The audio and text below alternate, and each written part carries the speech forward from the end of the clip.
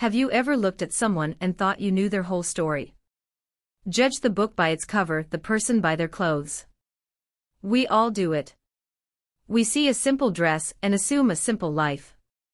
We see a quiet demeanor and assume a lack of ambition.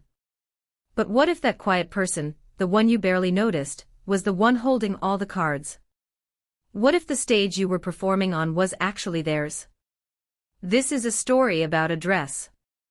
A very plain, gray dress.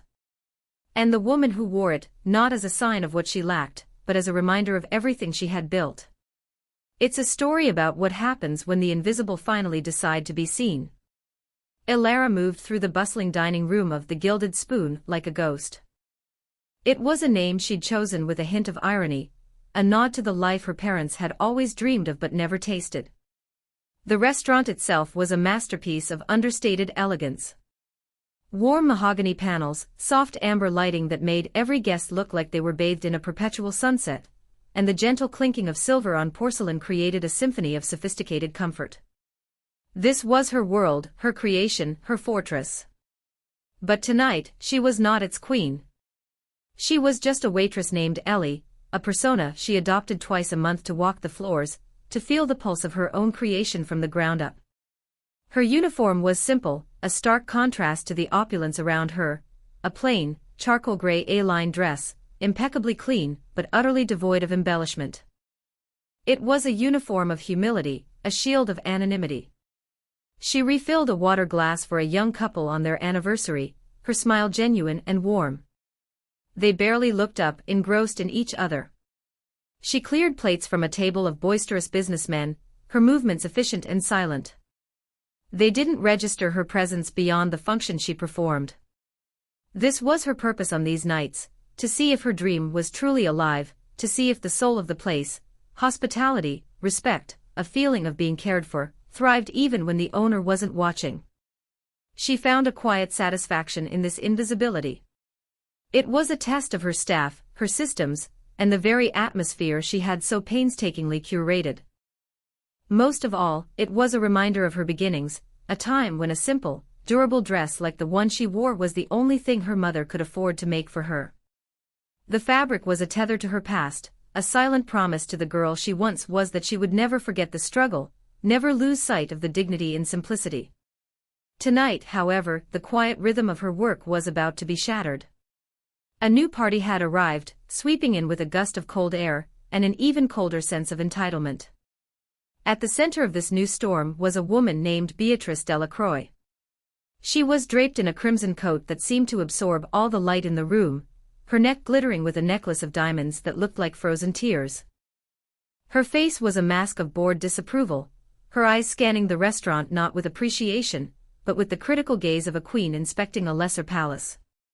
She was flanked by two other couples, all of them exuding the same effortless arrogance, the kind that comes from a lifetime of never being told no. Their laughter was sharp and loud, cutting through the gentle hum of the dining room. Ilara watched them from across the room, a familiar knot tightening in her stomach. She knew this type. They didn't come for the food or the ambience, they came to be seen, to assert their dominance, to remind everyone else of their place in the world. Their table, the best in the house, had been booked by a Mr. Vance, a name Ilara recognized from the city's financial pages. But it was clear Mrs. Delacroix was the one in charge.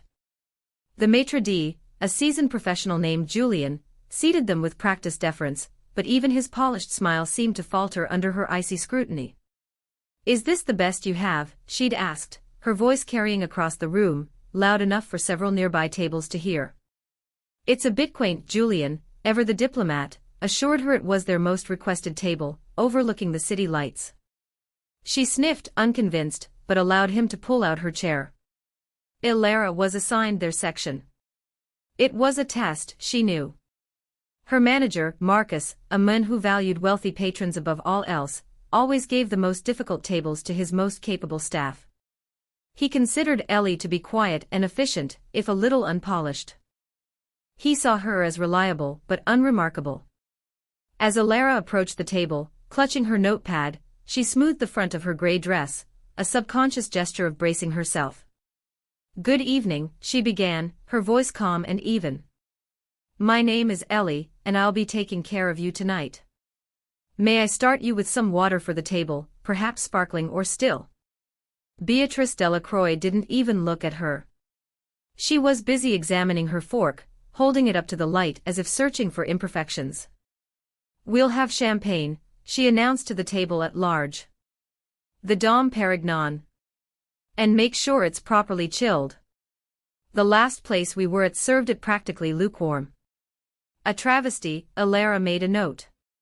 An excellent choice, madam. I'll bring that right out. As she turned to leave, one of the other women at the table leaned in and whispered something to Mrs. Delacroix. A sharp, cruel laugh erupted in response. Alara felt their eyes on her back, a physical sensation like a prickling heat. She knew with a sinking certainty that this night would be different. This night, her invisibility would not be a shield. It would be a target. Seated at a smaller table in the corner was Arthur Vance. To the casual observer, he was just another man in a well-tailored suit, his brow furrowed as he looked over some documents. He was the CEO of a major tech firm, a man whose decisions could shift markets. Tonight, he was hosting the Delacroix party, a tedious but necessary part of a business deal he was trying to close. He despised these performative dinners, the hollow laughter and the posturing. He had arrived early, hoping for a few moments of peace before the charade began. And in those moments, he had been watching. He had watched the waitress in the simple gray dress. He'd noticed her because she was different. While